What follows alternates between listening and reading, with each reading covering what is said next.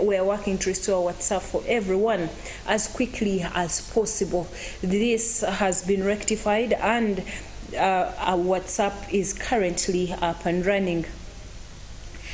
In the Ukraine, the UN's nuclear watchdog IAEA says its inspectors have regularly visited 2 sites in Ukraine at the center of Russian claims that Kyiv is preparing a so-called dirty bomb. Inspectors would return in the coming days following a Ukrainian request, according to Director General Rafael Grossi. Russia has not offered any evidence for its allegations, which NATO dismisses. Ukraine's President Volodymyr Zelensky warned it meant Russia itself could be preparing an attack of its kind. So-called dirty bombs contain radioactive material such as uranium, which is scattered through the air when its conventional explosive detonates.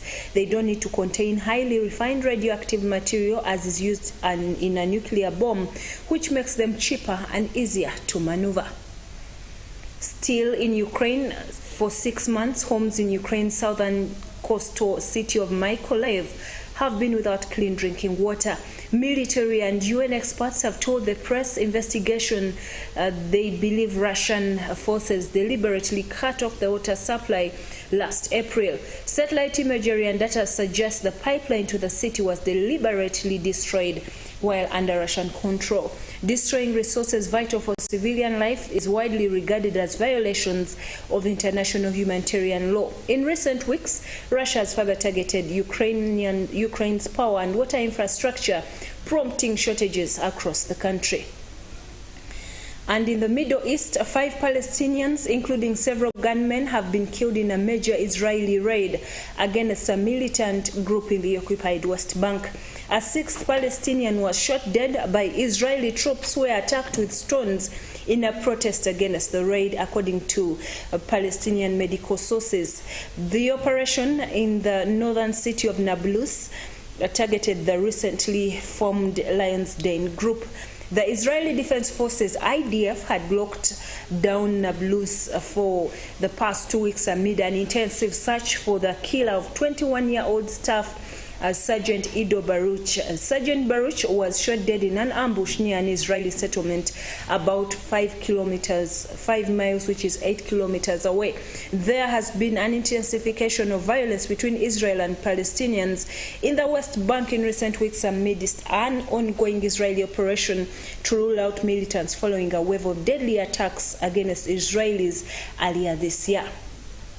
And in Asia, shares of Chinese firms listed in the US have slumped on concerns that President Xi Jinping will continue with his ideology-driven approach at the cost of economic growth. Chinese technology giant Alibaba and Baidu fell by over 12% in the New York. Investors fear the world's second largest economy will be held back by its tough coronavirus restrictions. One analyst said Beijing was in a tug of war between measures to boost growth and its zero-COVID policies. And finally, at least 3 people, including the suspect, have died and 7 others injured after a shooting at a high school in St. Louis, Missouri. The gunman entered Central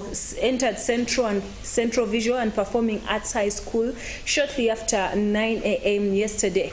The doors of the school building were locked and it wasn't immediately clear how the suspect entered. Witnesses say lives were saved after the gunman's weapon jammed mid-attack. St. Louis Public Schools say police quickly stopped the gunman.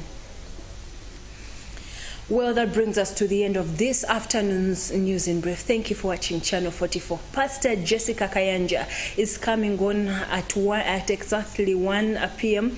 with the Marriage Now program, a program which has helped build our spiritual lives. You do not want to miss as she preaches on the glory of God and how you benefit from feeding the people of Karamoja. And I also remind you of the Karamoja Cry. We are still sending help to the people of Karamoja.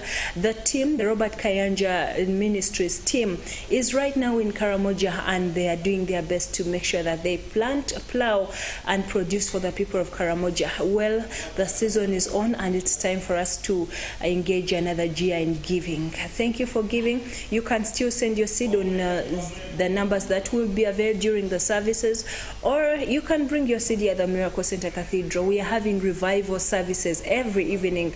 Please come and be part of them as you bring your seed for the people of Karamoja. Enjoy your afternoon. I remain Mercy Gashego Sembatia, and enjoy Pastor Jessica Kayanja as she ministers to us this afternoon.